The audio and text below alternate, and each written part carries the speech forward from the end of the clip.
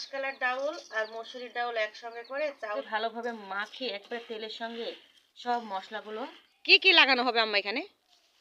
লাউ, সিম, নিরানি আর এই যে এটাতেই আমরা লেপা পোছা করি। এটা হলে এক্সট্রা এই জায়গা কোথাও হয়তো লাল মাটি, কোথায় কালো মাটি, কোথায় দোআঁশ মাটি, আবার কোথায় বালু মাটি, আবার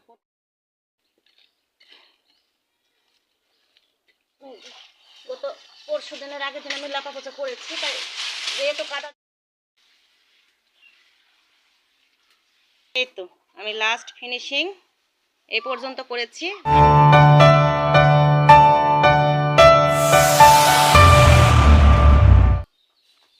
সকালে উঠে ব্রাশ ট্রাশ করে কিছু একটু মুড়ি আর চানাচুর দিয়ে একটু মুড়ি খেয়ে নিয়েছি একটু বসে। চলুন সকালের কাজকর্ম শুরু করতে হবে। আমি এক হাত থেকে ছাই তুলে নিই, চুলার এখানে ছাইগুলো তুলে চুলাটা ঝাড়ু দিই। আমি আজকে সকালে হালকা পাতলা একটু মশলা টশলা কম টম দিয়ে একটু খিচুড়ির সাথে একটা ডিম ভাজবো, মানে সবার জন্য একটা একটা করে ডিম ভাজবো। এটা হবে সকালের আজকে নাস্তা। আসুন আমি সকালে কাজ শুরু করে দিই। আমার এই ছাই আমি উঠিয়ে নেব। আম্মা হালকা পাতলা ছাই কিন্তু উঠিয়ে নিয়েছে, বেশিরভাগ ছাই আম্মা উঠিয়ে ফেলেছে। মানে এই চুলাটা একটু বেশি গর্ত করা হয়েছে এই কারণেই যে আমি বেশিরভাগই যে পাতা দিয়ে জাল দিত, ছাইটা বেশি হয়, এই কারণে একটু গর্তটা বেশি হলে ছাইটা মানে ভিতরে জায়গা পাই, তার জন্য একটু গর্তটা আমরা বেশি করছি। গ্রামের বাড়ির দেখবেন প্রত্যেকটা চুলাতেই নিচের দিকে একটু গর্তটা বেশি হয়, কারণ লাখের পাশাপাশি ওরা এই যে পাতা টাতা দিয়ে জাল দেয়, এই কারণে নিচের গর্তটা একটু বেশি করতে হয়। এই তো ছাইটা আমি উঠিয়ে নিয়েছি, নিয়ে এখন এই ছাইটা ফেলে দিয়ে আমি এখন আপাতত রান্নাঘরটা সুন্দর করে ঝাড়ু দিয়ে সকালের আমি এই নাস্তাটা বানিয়ে এটা আজকে আমি মেরামত করবো, মানে একেবারে ফিনিশিং করার চেষ্টা করব।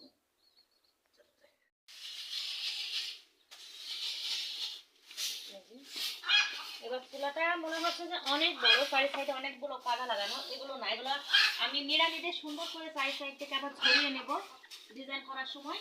বেশি করে কাদা লাগিয়ে রেখেছি যেন ডিজাইনটা সুন্দর হয়, তার জন্য এটা কিন্তু সুন্দরভাবে নিড়ানি দিয়ে আস্তে আস্তে আস্তে আস্তে ঝরিয়ে নেব কাদাটা, মাটিগুলো।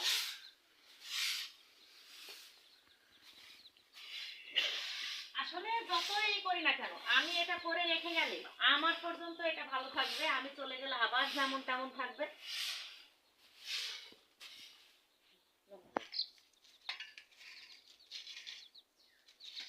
আমার রুটি বানানোর খোলা ভেঙে গিয়েছে, তা সকালবেলায় আজকে আর রুটি হবে না, ঠিক আছে, আবার মানে খোলাটা কিনে আনলে রুটি বানানো হবে।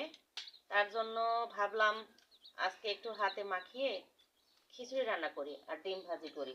তাই সকালে উঠে এই যে আমি মাসকলার ডাউল আর মসুরির ডাউল একসঙ্গে করে চাউলের সঙ্গে ধুয়ে এই যে একটু হালকা ভিজিয়ে রেখেছি। খিচুড়ি একটু হালকা যদি পোলাওয়ের মতো যদি চাউলটা আর এই ডাউলগুলো যদি ভিজে সুন্দর করে এভাবে রাখা হয়, তাহলে একটু ফুসফুসে হলে খিচুড়িটা খুব সুন্দর হয় এবং ঝরঝরে হতে সাহায্য করে। সেই সাথে আপনার খিচুড়িটা খেতেও কিন্তু খুবই ভালো লাগে। তার জন্য আমি চাউলগুলো ধুয়ে আগে থেকে আমি একটু ভিজিয়ে রেখেছি। তো মাখিয়ে রান্না করব, এত ভালো মন্দর কোনো কিছু নাই, তারপরেও সব কিছু দেওয়ার চেষ্টা করব এবং খিচুড়িটাকে একটু টেস্টি বানানোর চেষ্টা করব।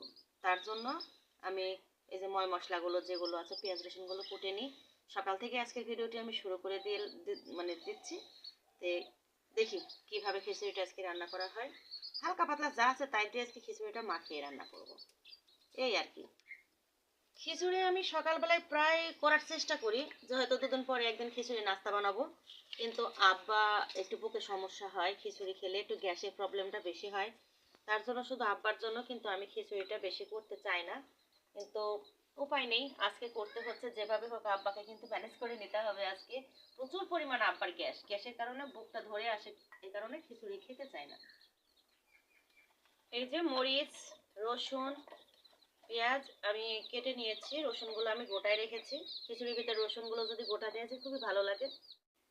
আর এই যে দেখুন চাউলগুলো কতটা ঝরঝরে হয়েছে। এই যে ঝরঝরে মানে রাখার একটাই কারণ যে চুলার উপরে দিলেই একটু ফুসফুসে হয়ে সুন্দরভাবে ফুটে যাবে, সেই সাথে চাউলগুলো কিন্তু একটু লম্বা লম্বা হবে। আর মাসকলায় যেহেতু ডাউল দিয়েছি, ডাউলটা কিন্তু গোটায় থাকবে আর মসুর ডাউলটা গলে যাবে। এইভাবে খিচুড়ি রান্না করলে আসলে খুব মজা লাগে। আমরা প্রায় এই খিচুড়িটা মানে রান্না করার চেষ্টা করি। এই যে আমি সব রকমের পেঁয়াজ রসুন আর কাঁচা মরিচগুলো দিয়ে দিলাম একসঙ্গে। একসঙ্গে দেওয়ার পরে এই যে এখানে আমি গোটা দিয়ে দিলাম দারচিনি, দিয়ে দেবো 2টা তেজপাতা আমি টুকরো করে কেটে নিয়েছি। আর এখানে আছে এই যে এলাচের ফল, আমি 2টা দিয়ে দেবো। 2টা এলাচের ফল দিলেই হবে, কারণ অল্প খিচুড়ি। এই যে দিয়ে দিলাম। এই যে হলুদ, ধনে গুঁড়ো, শুকনা মরিচের গুঁড়ো, আর দিয়ে দিয়েছি এই যে দারচিনি। এগুলো দিয়ে আমি একসঙ্গে সুন্দর করে লবণ দিয়ে দিয়েছি স্বাদ মতো। এবার দিয়ে দেব তেল। তেলটা দিয়ে ভালোভাবে একেবারে হাত দিয়ে এই তো এইভাবে ভালোভাবে মাখিয়ে একবারে তেলের সঙ্গে সব মশলাগুলো মানে মাখিয়ে নিতে হবে। মাখিয়ে পানি দিয়ে বসিয়ে দেব। পরে আমার সিক্রেট মশলা আছে সেটা দিয়ে দেব, আলাদা একটা টেস্ট আসবে। ভাবলাম সকালে যেহেতু ভিডিওটি শুরু করে দিয়েছি, তাই সকাল থেকে আপনাদের সঙ্গে ভিডিওটা আস্তে আস্তে অল্প অল্প যা পারি তাই শেয়ার করব। তার জন্যই আমার মানে মূল এই ভিডিওটি করা।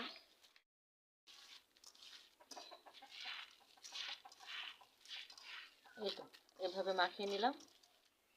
সেই সাথে একটু গোটা জিরা দিলে আরো ভালো লাগে। আমি কিন্তু গোটা জিরে দেবো এবং ভাজার ভিতরে কিন্তু জিরা থাকবে। জিরে আমি ভেজেও দেবো, সেই সাথে গোটাও কিন্তু দিয়ে দেবো।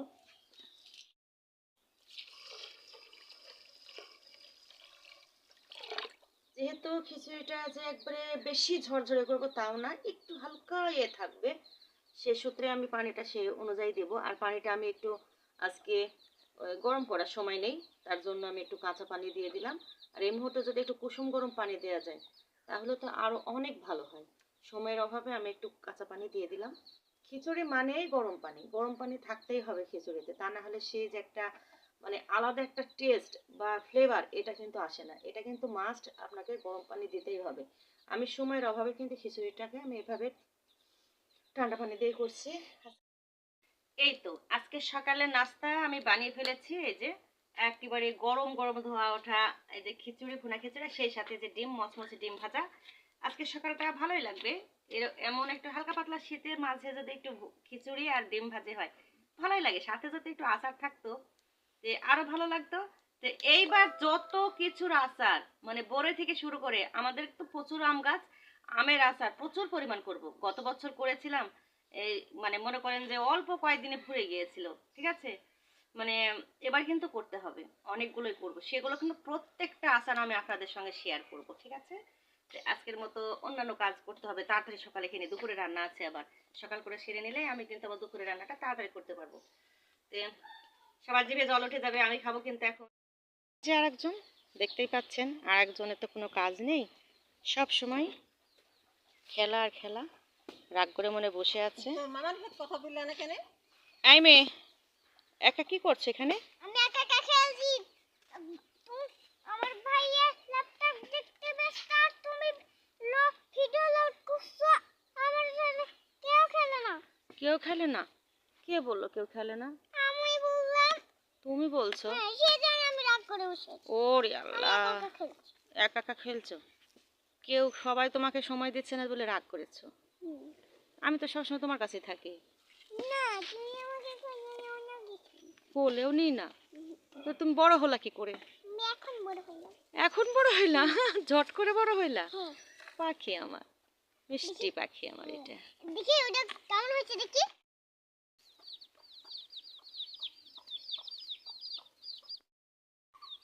তুমি ভিডিও ছাড়ো, আমি একা একা খেলে তুমি ডিস্টার্ব করো না, হ্যাঁ মাম্মা?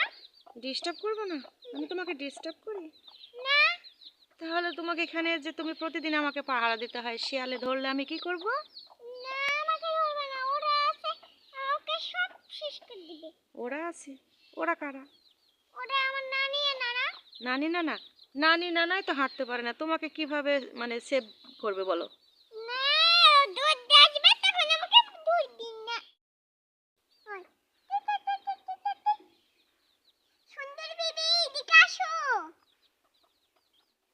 এই যে সেই জায়গা, যে জায়গায় আমার ছোটখাটো একটা সবজি বাগান ছিল, সেই জায়গাটা ভেঙে এখন বড় সড়ো করে একটু বান দেওয়ার চেষ্টা করছে। ওই পাশে একটা ছোট বান হচ্ছে, আর এই পাশটা দিয়ে পুরো শাকসবজি আবাদ করা হবে। জায়গাটা পরিষ্কার করা হয়েছে, বাদ বাকিটা আরও ভালো করে পরিষ্কার করব। তো এই যে কতগুলো খুঁটি লাগিয়েছে দেখতে পাচ্ছেন। এবার অনেক বড় করে একটা বাহান দিতে হবে, কারণ যেহেতু আমি আছি এবার আমি সহ এই বাহানে কাজ করব এবং সবজি টবজিগুলো লাগাবো। আমরা দুইজন থাকলে এতটা সবজি টবজি লাগে না, যেহেতু এখন আমরা আছি। আব্বাই যে সকালে উঠেই যেটুকুই পারছে সেটুকুই করছে। আমার ছেলে এই খুঁটিগুলো সব পুঁতেছে। আর এই যে আম্মা বসে বসে, আম্মা তো আর দাঁড়িয়ে কাজ করতে পারে না। আমার ছেলে এতক্ষণ ছিল, এখন আম্মা বসে বসে এই যে কমচিগুলো করে দিচ্ছে। গ্রামের বাহান দিতে হলে কমচি টমচি আগে লাগে, তার জন্য এই যে আম্মা বসে বসে কমচি দিয়ে আব্বাকে হেল্প করছে। একটু দুইজনই টুকটাক করে যা বাড়ির কাজগুলো এভাবেই করে সুন্দর করে। অনেক ভিডিওতে বলেছি আমার এই যে মাজায় সমস্যা, পায়ের সমস্যা, ইদানিং এটা খুবই বেড়েছে। বসে কোনো কাজই করতে পারে না, এই যে চেয়ার নিয়ে। তারপরেও আব্বাকে অনেকটাই হেল্প করছে। কি কি লাগানো হবে আম্মা এখানে? লাউ, সিম, তারপরে করলা, বেগুন, শশাও লাগিয়ে দেবো এবার। ঢেঁড়স, শসা, তারপরে লাল শাক, আর এই পালং পাশে শাক। হ্যাঁ, পালং শাক দেবো, তাই না? এবার এই যে এই পাশটায় আমরা এই পাশে বড় বাহান দেবার, এই পাশটা দিয়ে তার লতাগুলো এই পাশটা দিয়ে দিয়ে দেবো। দেখি এখানে বাহানটা দিচ্ছি, আর এই পাশটা দিয়ে সবটাই সুন্দর করে একেবারে। এই যে আমাদের বাড়ি, আর এখানে এটা হচ্ছে আমার আর এক চাচার বাড়ি, মানে বাড়ি করার জমি এটা, তাদের এখনো বাড়ি করার। আর মনে করেন ছেলেদের মাঝখানে ভাগ হয়ে গেলে এখানে এক ছেলে উঠে আসবে। আর আমরা তো এখানে আজ আছি কাল নেই, কখন আমাদের এখান থেকে চলে যেতে হবে। আম্মা আব্বা যতদিন আছে ততদিন হয়তো তারা বাবার ভিটা ছাড়বে না আব্বা, এজন্য আপাতত সবাই এভাবেই আছে। আর এই জায়গাটা আমরা পুরোটা একটা বাগানে সুন্দর করে, গতবার দেখিয়েছি, আমার অনেক ভিডিওতে আছে এই বাগানে আমি কতগুলো সবজি উঠিয়েছি। এখান থেকে আমি বেগুন উঠিয়েছি, তারপরে চাল কুমড়া, মিষ্টি কুমড়া, আর মিষ্টি কুমড়ার অনেক, লাউয়ের অনেক আমি ডোগা খেয়েছি এখান থেকে, শাক।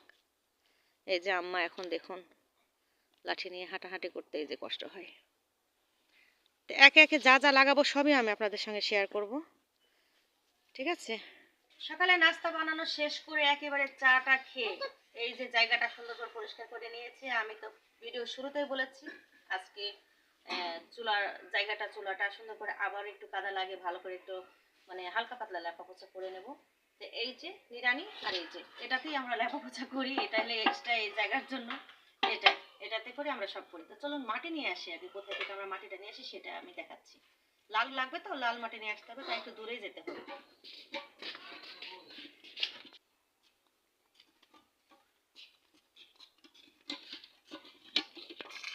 আল্লাহর এই পৃথিবীতে মনে করেন সবই তো মাটি, ঠিক আছে? এর ভিতরে কত জায়গায় কত রকমের মাটি, কোথাও হয়তো লাল মাটি, কোথায় কালো মাটি, কোথাও দোআঁশ মাটি, আবার কোথায় বালু মাটি, আবার কোথাও এঁটেল মাটি। ঠিক এই যে চুলা যে লেপবো, তাই না? এই কোথায় গেলে লাল মাটি পাবো সেইটার খোঁজে কিন্তু আমরা আছি, ঠিক আছে? এই পাশে একটা জায়গা আছে লাল মাটি, সেখান থেকেই নিয়ে আসি। এটাই হচ্ছে আল্লাহর দুনিয়া, সব কিছুই আল্লাহর ইচ্ছেতে কত কিছু হয়।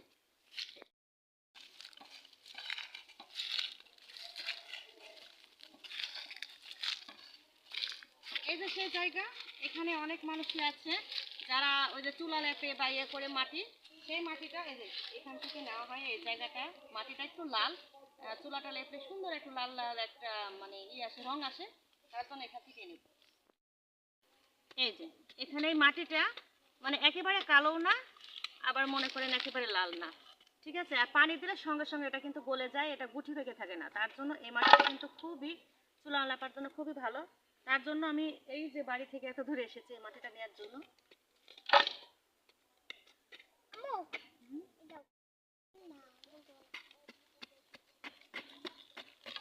খুব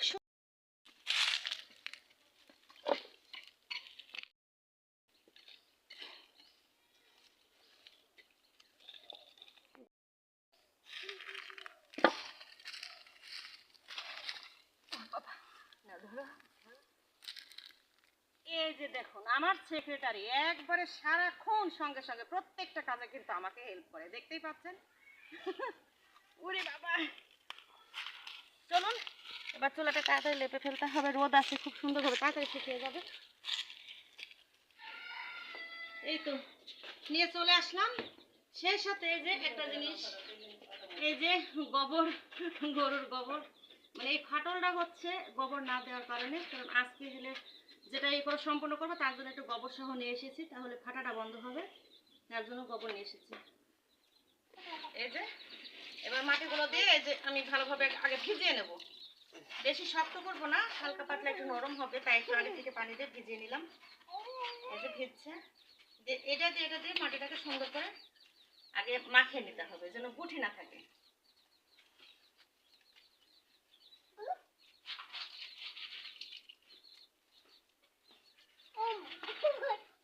যেটা কখনো করিনি সেটা করতে হচ্ছে, আগে মানে আম্মা করেছে, আমরা এগুলো নিয়ে কখনো করিনি, কিন্তু আমি মাটি দিয়ে বেশিরভাগ করেছি, কিন্তু প্রথমে যে মাটিটা দিয়েছিলাম এটা হয়তো একটু বালি মাটি পড়ে গিয়েছিল, তাই ফেটে যাচ্ছে, তার জন্য গোবরটা দিলে কিন্তু আর ফাটবে না, দেখতেও ভালো লাগবে, তার জন্য গোবরটা আমাকে ইউজ করতে হচ্ছে এখানে। ওকে, এই তো আমি সুন্দর করে এই যে গোবর দিয়ে ছেনে নিয়েছি। এবার আমি যেখানে একটু উঁচা নিচু আছে সেই জায়গাটা সমান করে নেব।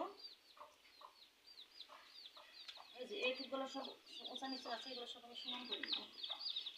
চুলাটা এত সুন্দর করে মানে তৈরি করব, মানে আমার মনে হয় খুব ভালো লাগবে আপনাদের। সুন্দর করে আমি একটু সিস্টেমটা করব ভাবছি, এখন দেখা যাক, আল্লাহ ভরসা।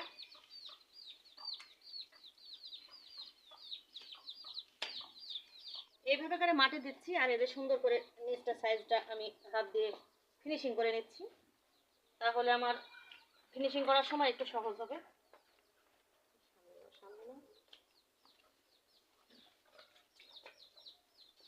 এই যে এভাবে করে ফিনিশিং নিচ্ছি, উঁচা আমার এতটুকুই হবে, এতটুকুই উঁচা করব। আবার এই পর্যন্ত মাটি চেয়েছে, এই নিচ দিয়ে এই পর্যন্ত আবার ধরেন একটা থাক হবে, তো তাই এখানে এতটা করে হবে না। চুলাটাকে সুন্দর করতে চাচ্ছি, আসলে যতটা আমি হাত দিয়ে পারি ততটাই সুন্দর করতে চাচ্ছি। আমার মাটি লাগানো হয়ে গিয়েছে, এবার আমি পাতলা করে একটু লেপা পোছাটা করে নেব, কারণ আমি আজকে 3 দিন আগে এটা লেপা পোছা করেছি। এখন একটু পাতলা করে আমি এখানে একটু পানিতে লেপা পোছা করে নেব। গত পরশু দিনের আগের দিন আমি লেপা পোছা করেছি, তাই যেহেতু কাদা দিলাম, তা আমি এখানে একটু লেপা পোছাটা দিয়ে নিই। মাটির বাড়ির যত লেপা পোছা করবেন ততই ধুলা থেকে মুক্ত পাবেন, দেখতে সুন্দর লাগবে। যেগুলো কখনো করিনি আস্তে আস্তে আস্তে, তবে মন মানসিকতা থাকতে হবে যে কোনো জিনিস পারি না বলে যে করতে হবে না, তা কিন্তু না। ব্রেন খাটিয়ে যদি মনে করেন একটা সুন্দর চুলা বানাবো, তাহলে ইনশাল্লাহ সুন্দর একটা চুলা বানিয়ে দিতে পারবেন। এগুলো আমি কখনোই করিনি, কিন্তু আস্তে আস্তে আস্তে আমি নিজের মনের ভিতরে সব কিছু নিয়ে কিন্তু আস্তে আস্তে এগুলো করার চেষ্টা করি। ইনশাল্লাহ একবার খারাপ হলে একবার ইনশাল্লাহ ভালো হবে। আমি হালকা পাতলা করে এই জায়গাটা আমি একটু লেপে নেব, কেননা লেপা আছেই, পাতলা করে একটু লেপে নেব।